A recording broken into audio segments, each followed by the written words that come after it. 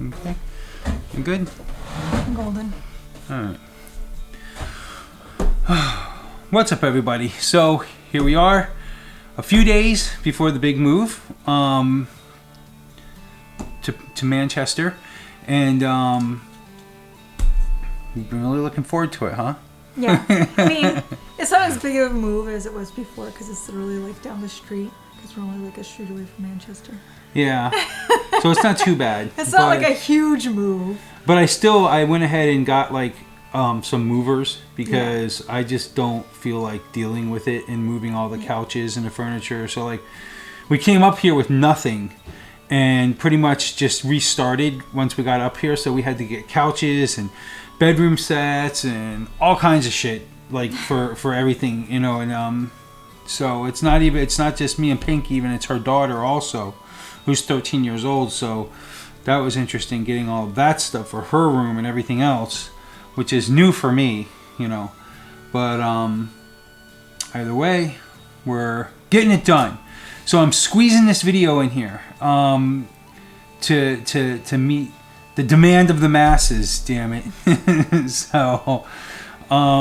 So today we're going to be talking about. Well, first of all, if anybody else is interested, I had to close down my Facebook account briefly. Also, I'm going to put it back up real soon. But as of right now, I had to take it down, and nothing bad. It's just I had to do it for life reasons. And then once that life reason is fixed, then I'll put it back up again. So just hopefully it's a lot sooner than later. Are you pregnant? No. No. Oh my God, don't even say that. Everybody's going to start going, oh my God, Pink is pregnant.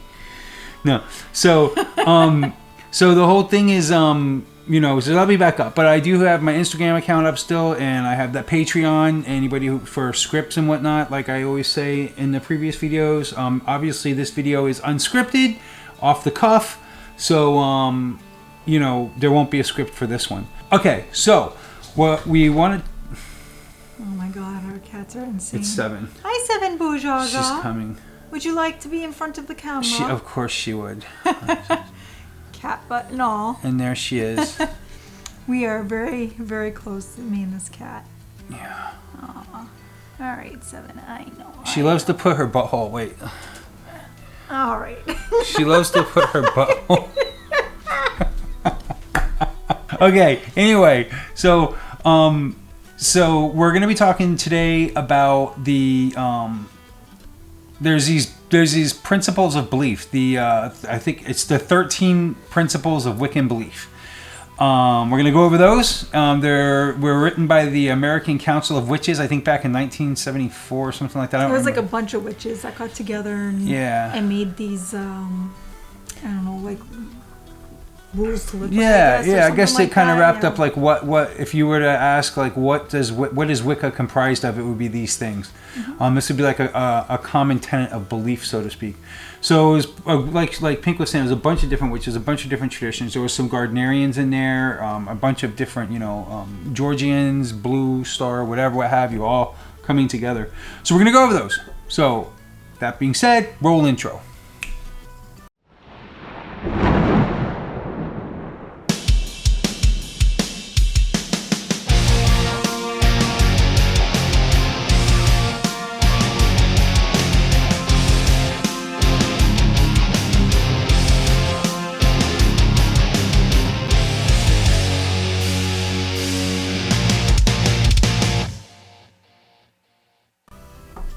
Welcome back, everybody. So like I said, we're going to go over these 13 principles of belief for Wiccan tenet and just kind of give our opinion on them and our input at the same time.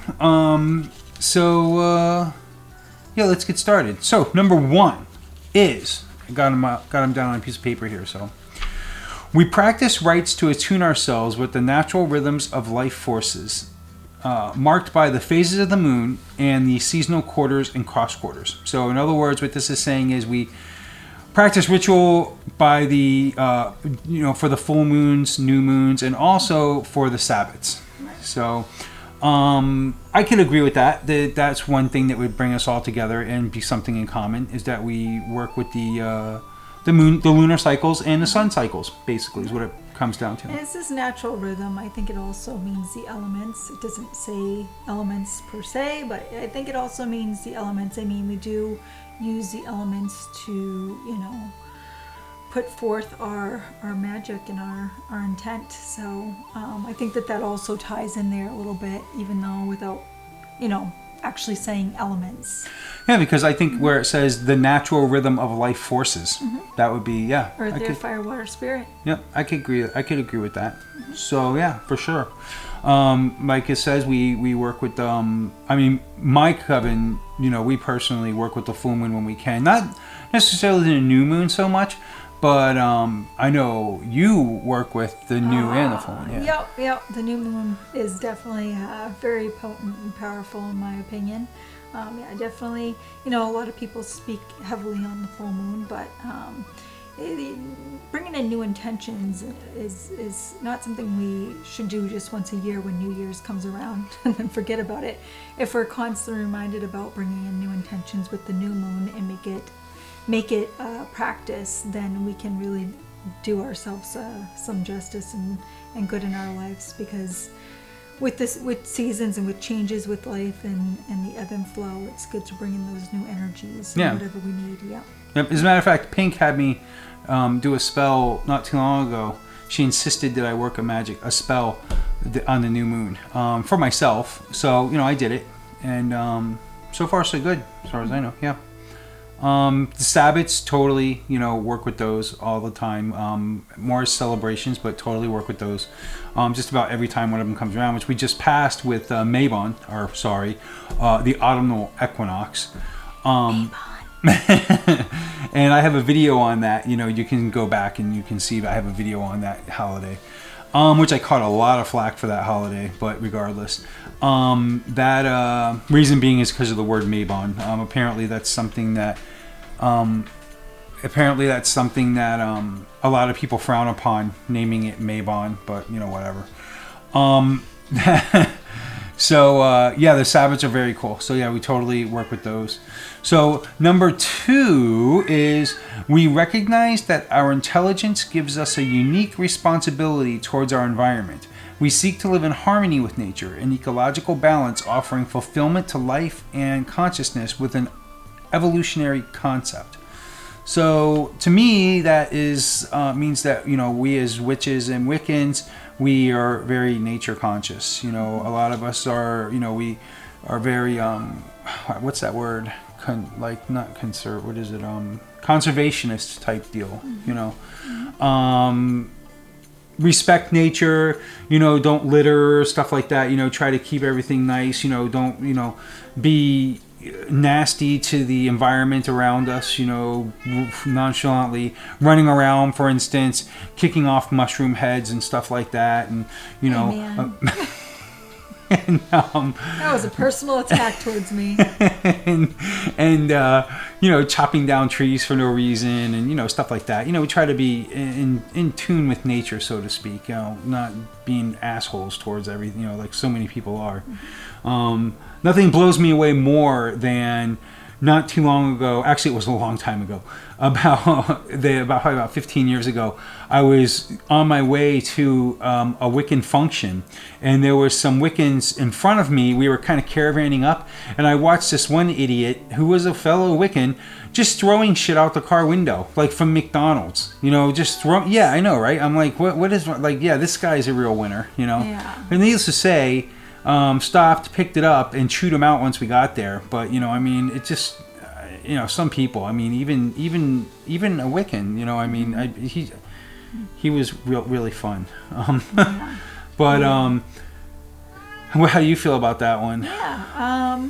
It goes with witchcraft is very nature based. We can't have witchcraft without nature, if you ask me, and many other witches. So yeah, I agree with everything you said. Oh look, we got another visitor. This one doesn't like that we're not giving her any attention. You don't want to see this one's butthole, trust me. Holly, she's a big you say goodbye. You say goodbye, fatty. All right. Oh, God. Oh. Yeah, this is great trying to film this stuff in the. Yeah. So, yeah, I'm very ecologically friendly towards the cats, as you can see. Just throw them around. She's gonna meow now, and we're gonna have to put her down in the basement. Yeah. That's what happened last time. She's a very needy cat. She wants all of our attention. Right. But so anybody out there, definitely, as Wiccans, we are very nature-based, very ecologically friendly. It's part of our practice. As a matter of fact, there's a lot of Wiccan groups, a lot of covens out there. There's some traditions that are actually very, very focused and very based on, they go out at least a couple of times a year, at least 3 or 4 times a year, and they join like whatever beach cleanup type deals, or going through forest and cleaning up, making a real a community effort, in other words, towards cleaning things up or doing something like that, something ecologically friendly to help out, So yeah, I totally agree with that one too. That one is definitely one of the tenets as far as I'm concerned. So number 3, do you want to read number 3? No. Okay. In school?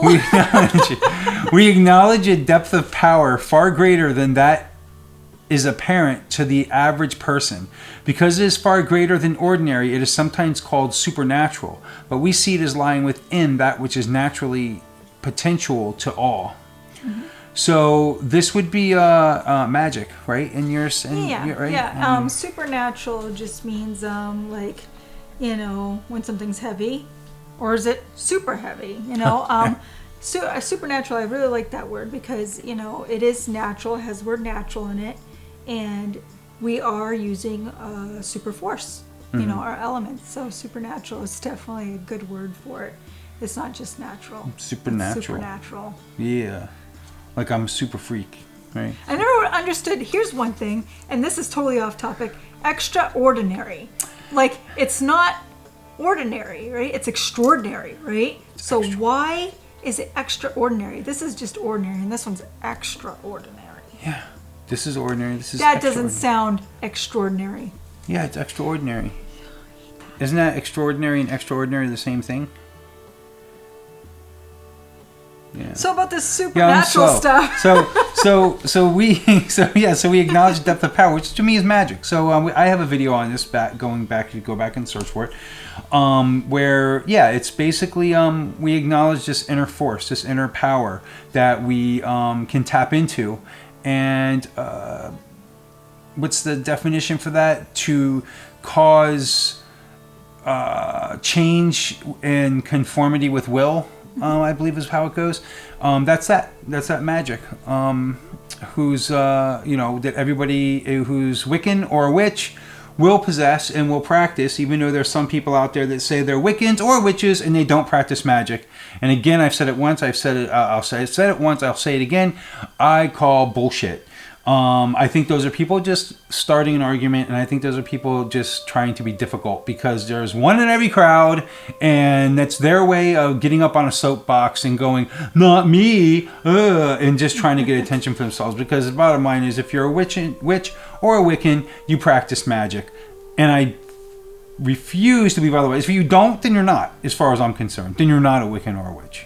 Again, these are the 13 principles of belief. That's one of them. I agree with that. 110%. It's called craft. Yeah. Witchcraft. Without the craft, be the witch. Yipper. Get a craft. Mm-hmm. So we look pretty. I'm sure we look kind of weird here. Like I feel like. Yeah. Because we're sitting at this island that's like 4.5 feet tall, and we're like in these little chairs. It's like, hey, like looking, this is it's like I'm over here, but I'm really looking here. So if I look like odd, like all like because you're looking at because there's a monitor over here. 'Cause I can't put it over here. Eventually, once we get moved, I'll get set up again to where everything is back to somewhat of a constant. Yep. So things are a little bit different tonight. I'm drinking water instead of whiskey. What the hell's going on? No, it's very nature-based liquid. So it's been a heck of a week. As you could probably tell, even on video, I kind of probably look tired and I feel very tired. But I'm getting this video done for you guys, so we're gonna make it happen. But it's getting there. It's starting to close. It's coming to a closing. So yeah, going back to the magic thing, absolutely, that's part of this situation. Number 4, we conceive of the creative power in the universe as manifesting through polarity as masculine and feminine, and that this same creative power lies in all people and functions through the interaction of the masculine and feminine. We value neither above the other, knowing each to be supportive of the other. We value sex as pleasure, as the symbol and embodiment of life, and as one of the sources of energies used in magical practice and religious worship. Well, that one has to unpack a couple of things. So for starters, as far as the masculine and feminine, abso-freaking-lutely 100%. Again, I've preached it so many times. You got the god and goddess, you got the masculine and feminine. We're a creative religion. We're a creation religion. Meaning that we don't worship the ego, as in we don't have, our polarity is not good versus evil. Our polarity is masculine and feminine, not masculine versus feminine. It's just our polarity is our masculine and feminine, not good and evil. Right. So that being said, like, most of the the Abrahamic religions are good versus evil, are good and evil. You can't have Christianity without the devil, and the same with Judaism, and the same with Muslim. In fact, in some of those Abrahamic religions, the devil is the only thing keeping people giving the church money and their lives, because if there was no devil, people would be like, I mean, that's awesome. Yeah, because the church basically, right, the reality is the Christian church, for instance, they run off of fear. If the masses aren't afraid of something, then the church pretty much, to keep them going to church, then they fall apart, because money, that's how they get their money. Mm-hmm. And Wicca, some people will call Wicca a loose religion. They'll call it something that's not very structured or tight. And the reason is because there's no money that rules it. The second money starts ruling Wicca, it too will become extremely structured and tight. But who wants that? I like the freedom. I like the fact that people can make their own decisions and choose their own things, and there's no book telling us who or what to believe exactly, and what to, and how things have to be done. It's very loose. And I think that's what makes it one of the fastest growing religions today, is that freedom and that looseness. Yeah. I think that there's a duality with male and female energies, and it's with everything in life. You got your yin and your yang, right? You got your female, male, you got your positive, negative to make a battery run. You got your night and day. Duality is seen throughout all of I guess some would say God's creation, or the universe, as I would say. You'll see that duality in everything. Male and female is definitely something that we use to create. You can't create without it. Mm-hmm. It's just a fact of life. It's science. I'm not going to argue with science. Yeah. So. There's a lot of people out there who would argue with you and say, "Oh no, it's not true anymore." But you know what? I have had these arguments. Yeah, it's just the reality is that in the very basics of life, it's the way it is. And I am also a true believer that everybody has male energy and female energy. Absolutely. And many tend to lean more towards the energy of what they are born into, and whereas some lean more towards masculine energies of if they're female, we're born female. Mm-hmm. Or I want to say born female. We can see ourselves any way we want to, but at the end of the day, there's sperm and eggs, and they come from one or the other. Yeah. And that's creation. That's Would you life. like some sperm and eggs with your pancakes? No. And I don't want to get. You have to get down to the nitty gritty with these people. Like you're like, all right. There's a sperm and there's an egg, and they meet. Yeah. But when two eggs meet, no. When two sperm meet, no. Yeah, and then there's people that still argue this with me, and I'm like, Yeah. Good luck on that one. Yeah, but I mean, I'm not saying you can't be born female and be very masculine and see yourself as a man. Vice versa, whatever. Nobody's telling you how to live, but at the end of the day, there's sperm and eggs, and one's got it and one doesn't. You don't get to choose which one you have. That's right. Spam and eggs. So, yes. So the other thing it says here is about sex being seen as not just for procreation, but also for pleasure. Totally 100% agree with that. And I think most of you do too. To me, I've always said, and every time I say this, I get weird looks, and I don't know if it's just people don't understand it or people just don't agree or they just, I don't know. I just never get a moment of like, hey, that makes sense. I always get met with, you're weird. To me, the orgasm is insurance. And what I mean by that is, it's like the gods, in order for us to procreate, was like, how can we make it so that these people will want to have sex? How can we make it, because it's got to be more than just the urge to make other people. How can we guarantee... And she's going for it. She's going for it. Oh, okay. So I think that it's like, before I was so rudely interrupted, so they were like, the gods were like, how do we make it where we guarantee people are not going to get lazy on us and keep having sex to keep making more people? In comes the orgasm. Because with the orgasm, it's insurance as far as I'm concerned. That's our insurance to the gods that we'll keep procreating. Because, let's be real, why do people do it? I haven't really looked that much into that one. Like, Maybe it's a guy thing. Maybe it's just me. I don't know. I mean, I'm not saying that that's the only reason you have sex, but it sure helps. Well, yeah. I mean, let's face it. Most people aren't looking to have children when they do it. Right. Usually, it's for pleasure. So yeah. And then that's how they get us. Now, in what do you call it? In Abrahamic religions, Christianity we'll use as an example, for instance. Especially if you go into the hardcorest of Christians, well, sex is only supposed to be done for procreation, and that's it. And there's a whole bunch of other rules too, that in the end, if I'm not mistaken, if you really put all those rules together, by the time it's said and done, there's only 40 times in a year that you are allowed to have sex, and it's strictly for procreation. Number 5. We recognize both outer and inner or psychological worlds, sometimes known as the spiritual world, the collective unconscious, inner planes, etc. And we see in the interaction of these two dimensions the basis for paranormal phenomena and magical exercises. We neglect neither dimension for the other, seeing both as necessary for our fulfillment. So I agree with this too, in a sense that, well, you all know, like, I have, like, that video, The Fairy Realm, and there's other videos, like, where familiars, for instance, spirit familiars, where that's other realms, that I talk about. So I totally believe in other realms, and I totally believe that we use these realms, and they use us. We take from each other, we learn from each other. So I totally believe in that one. Some people will say it's a part of our mind. Some people will say it's an actual realm. Can't argue on that one. It is, however they believe, whichever they believe, per each one, whatever. I don't know.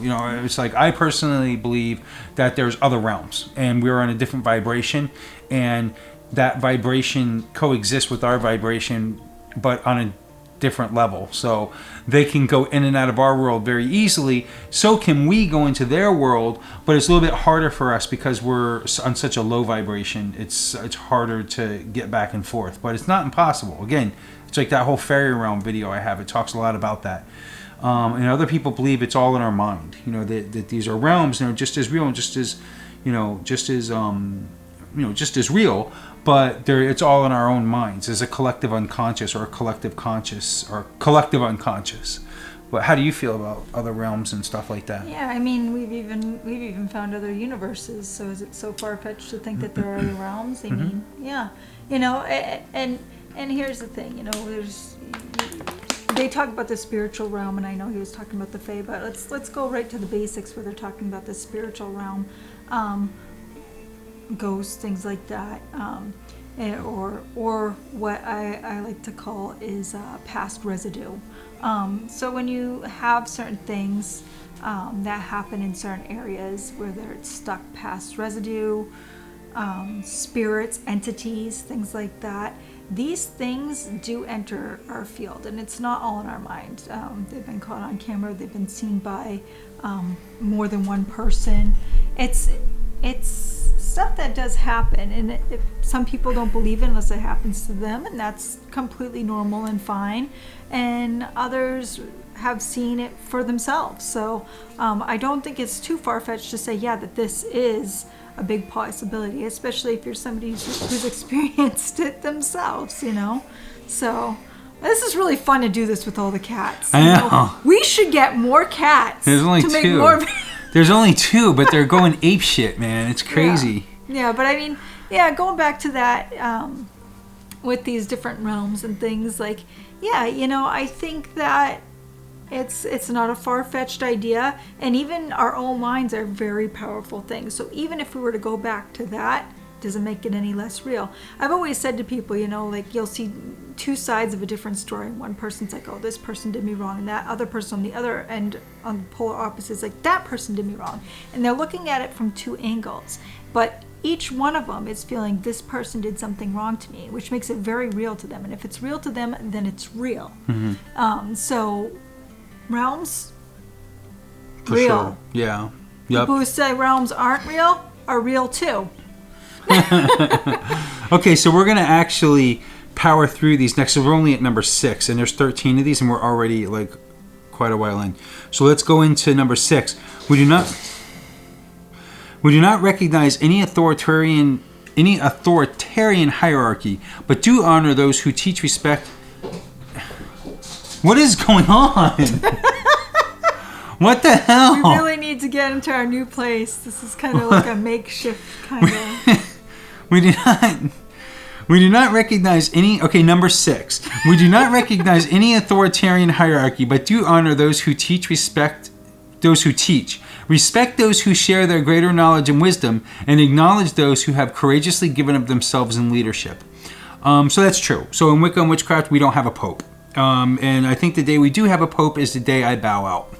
I think that's one of the things I love most about the religion. Again, going back to the one I was talking about a couple of minutes ago, is that it's very freeing, and there is no authoritarian, there is no, well, again, no pope to answer to. It's if you do what you want to do, and that's what makes it beautiful. I do see in some things where there is somewhat of a hierarchy, nothing that I follow, but they're like, you know, climbing the ladder, I guess. Like a degree system. Yeah, not saying that there's anything wrong with that, but definitely not on a pope level. Like the pope is like the closest to God, right? Right. Well, right, and it's not on a level where even if you have a tradition that might have a hierarchy, even that tradition, there's limits to where you know, it's not like one person rules them all. You know what I'm saying? Number 7. We see religion, magic, and wisdom in living as being united in the way one views the world and lives within it.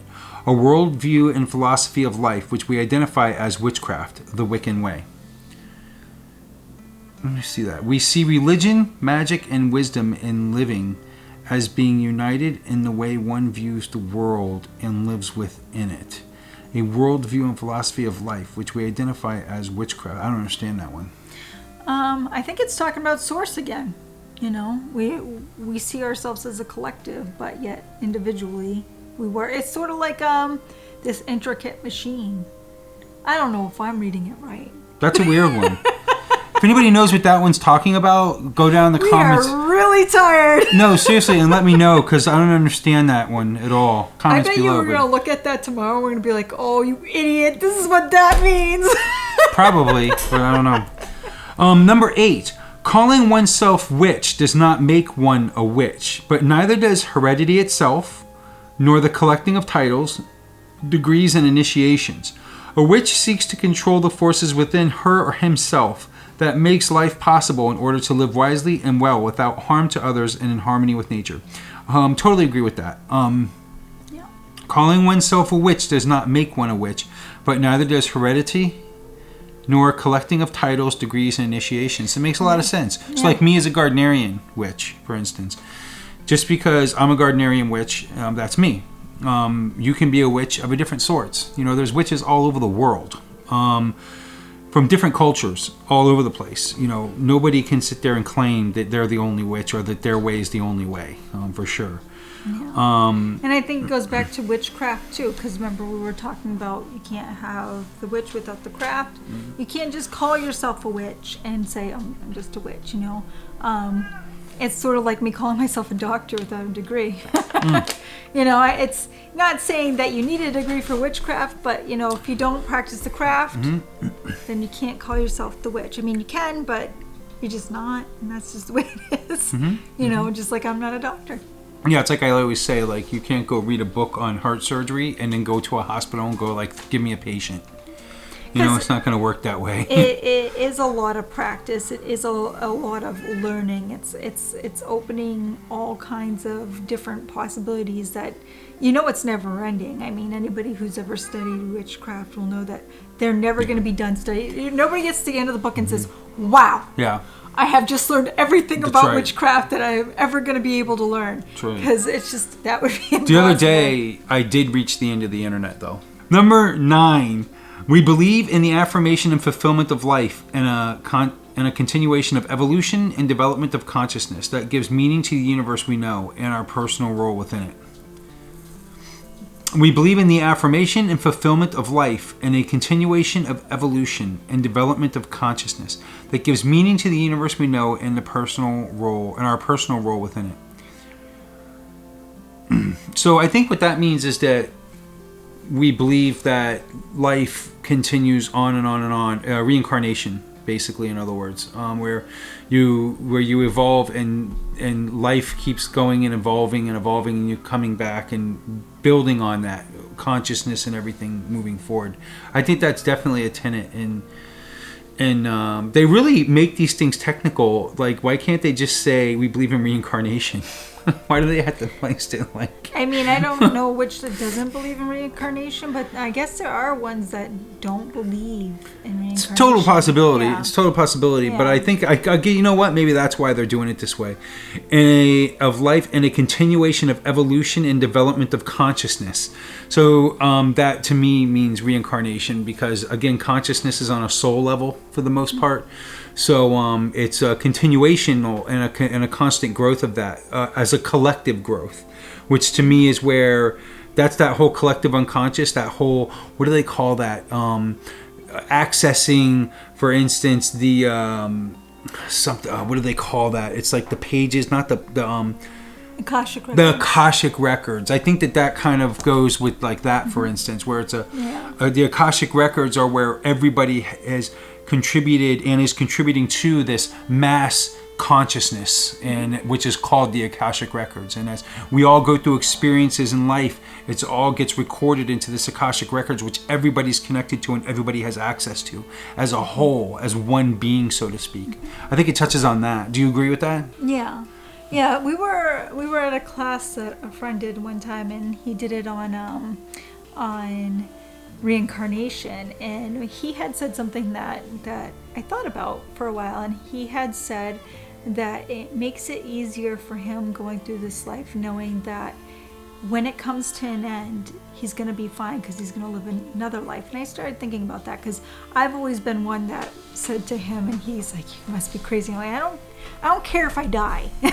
And it's not that I don't love my life, and it's not that I'm not appreciative of life. I am, but I know that when I die, I'm going to be in a good place to move on for whatever that is. And I don't know what that is, but I feel like I'm in a good place. So I thought about that because I thought, maybe he's on the same wavelength that I am. Like maybe he's seeing that, if he knows, hey, you know what? This isn't the end of the world. I'm not just worm food, I'm going on to do something else. It helps. And I think it does help to know that and to be aware of that.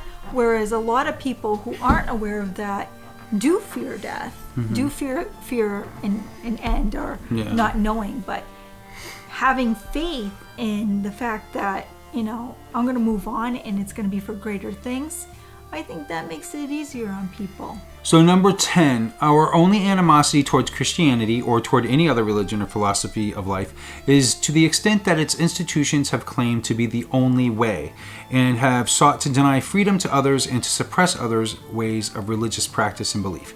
That one's very self-explanatory, and I 100% agree, because who has not been badgered by a Christian, for instance, about like you're practicing the wrong thing, you need to see Jesus, you need to go to Jesus. That's them basically saying our way is the only way, and if you're not on board with our stuff, then you're screwed. Right.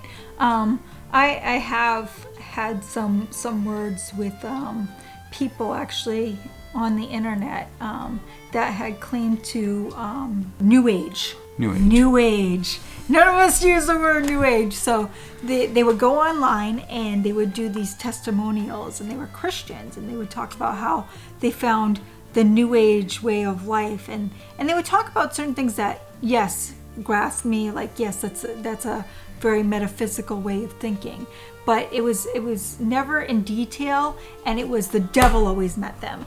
Okay, number 11. As American witches, we are not threatened by debates on the history of the craft, the origins of various terms, or the origins of various aspects of different traditions. We are concerned with our present and our future.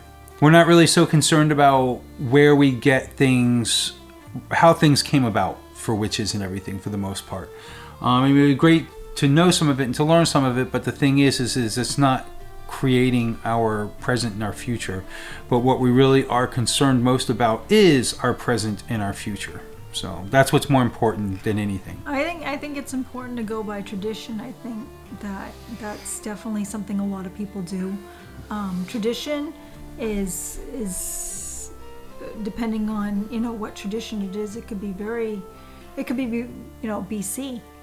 So I mean, honestly, I'm kind of iffy about that one, because I think a lot of people are concerned about that, and I think that kind of says, hey, we don't really care about the tradition, we just like the new and more modern, and I don't agree with that entirely. I mean, yeah, there are more modern ways, but yeah, tradition's big, and I'm not gonna toss that in the garbage, I'll tell you that. Okay, cool. So there's an alternate view. How do you guys feel about that one? Yeah, for sure. Number 12. We do not accept the concept of absolute evil, nor do we worship an entity known as Satan or the devil, as defined by the Christian tradition. We do not seek power through the suffering of others, nor do we accept that personal benefit can be derived only by denial to another. Yeah, it's always been said, like, we don't believe in the Christian devil. Like, it's just that simple. I believe that there's bad in the world, and I believe there's good in the world, but I don't believe in an all-negative entity called Satan. That's a Christian idea. That's what the Christians use to keep people coming to giving them money. The devil's very, very important in Christianity.